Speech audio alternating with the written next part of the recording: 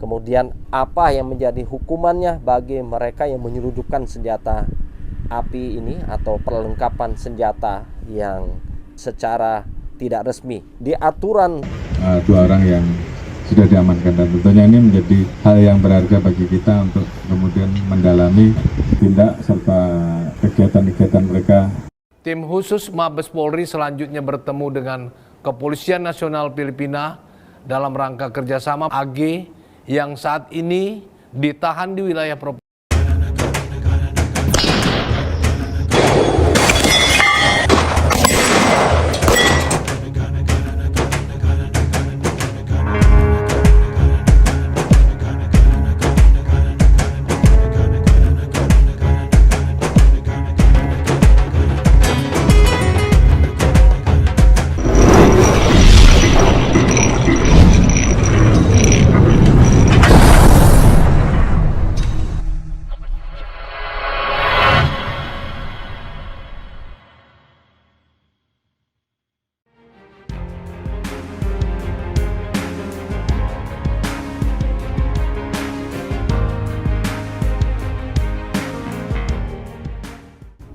Oke guys, kembali kita akan membahas seputaran senjata. Senjata-senjata yang ada di masyarakat, warga sipil, termasuk TNI Polri.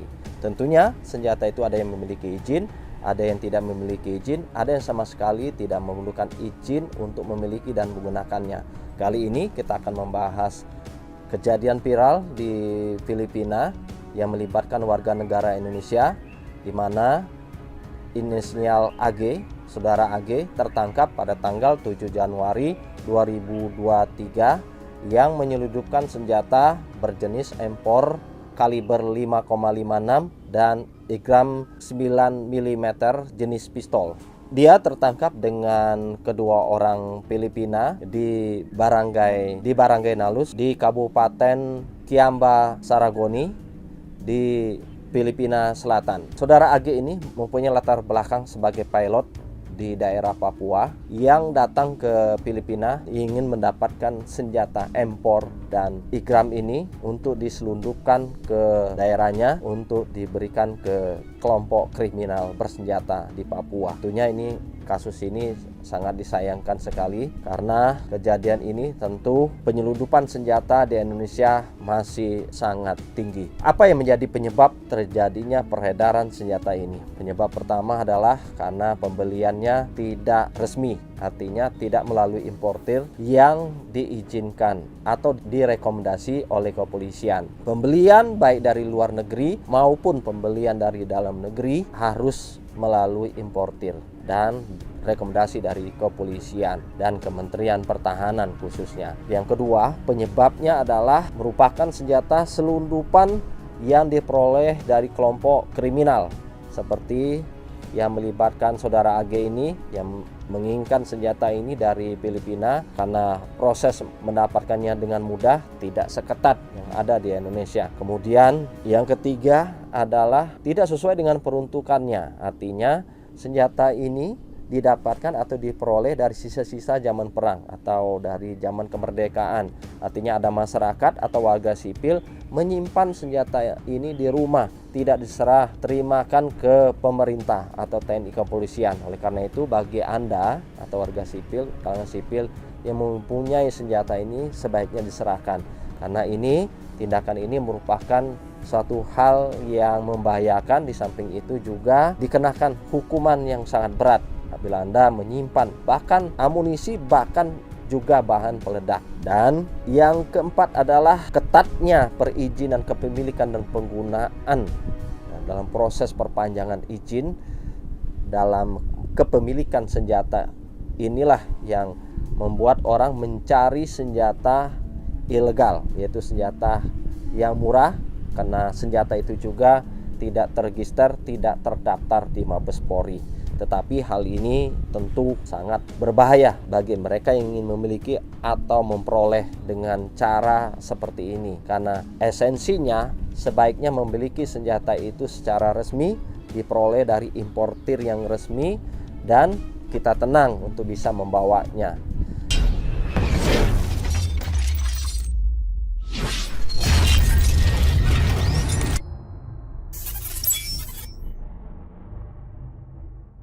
Kemudian apa yang menjadi hukumannya bagi mereka yang menyelundupkan senjata api ini atau perlengkapan senjata yang secara tidak resmi. Di aturan Undang-Undang Kepabianan, Undang-Undang Nomor 17 Tahun 2006, perubahan dari Undang-Undang Nomor 10 1995 tentang kepabianan sendiri, pasal 102 A dan B menyebutkan bagi mereka yang menyelundupkan barang impor secara tidak resmi mendapatkan hukuman penjara 1 tahun sampai 10 tahun dan denda dari 50 juta sampai 5 miliar, dan hukuman yang lebih berat di KUHP yang terbaru juga dan undang-undang darurat yang kita bisa lihat di video ini.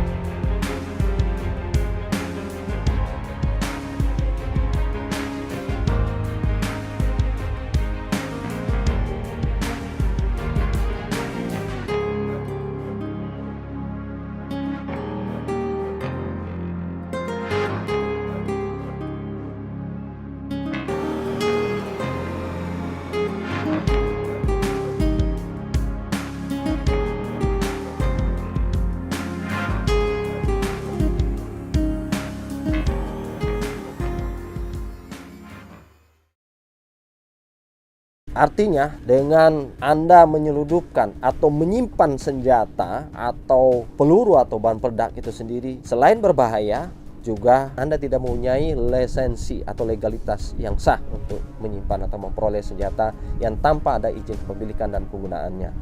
Lalu bagaimana usaha dari pemerintah TNI Polri itu khususnya dalam menyikapi penyelundupan senjata seperti kejadian viral yang melibatkan AG berasal dari daerah Papua ini? Pertama adalah preemptif, yaitu proses yang dilakukan adalah dengan mensosialisasikan kepada bagi mereka pengguna atau yang memiliki izin memilikan senjata api ini, kemudian mensosialisasikan bagi mereka yang mungkin menyimpan senjata ilegal ini agar mengurus izin secara resmi melalui importir yang sudah direkomendasi oleh kepolisian, atau memang bukan senjata yang diperuntukkan bagi warga sipil yang memang harus diserahkan. Dengan sosialisasi ini, masyarakat TNI Polri dapat saling bahu-membahu untuk mencegah terjadinya penyelundupan senjata api secara ilegal. Kemudian kedua adalah preventif. Preventif ini adalah suatu upaya bersama masyarakat, TNI Polri maupun pemerintah dalam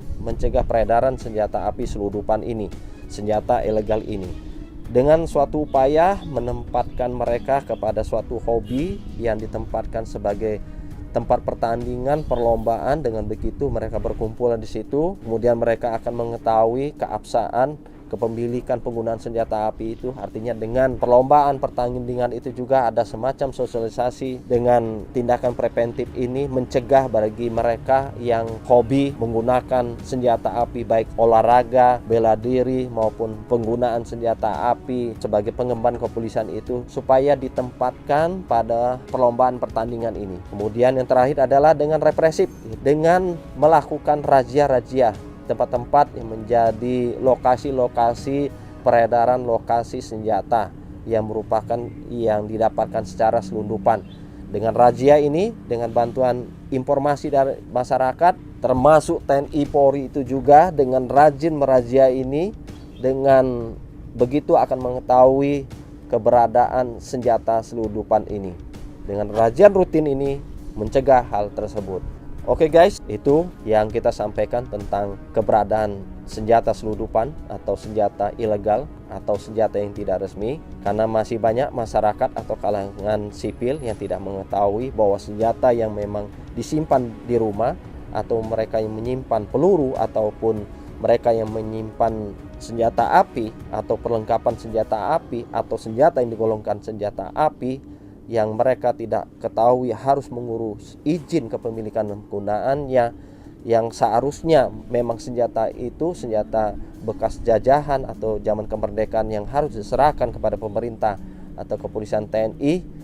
Ini memang harus kita sosialisasikan baik secara preventif preventif maupun represif yang dilakukan supaya tidak terjadi lagi penyeludupan, kemudian terjadi lagi senjata yang ilegal, dan tidak terjadi lagi cara memperoleh yang tidak benar. Itu saja, semoga tayangan ini bermanfaat.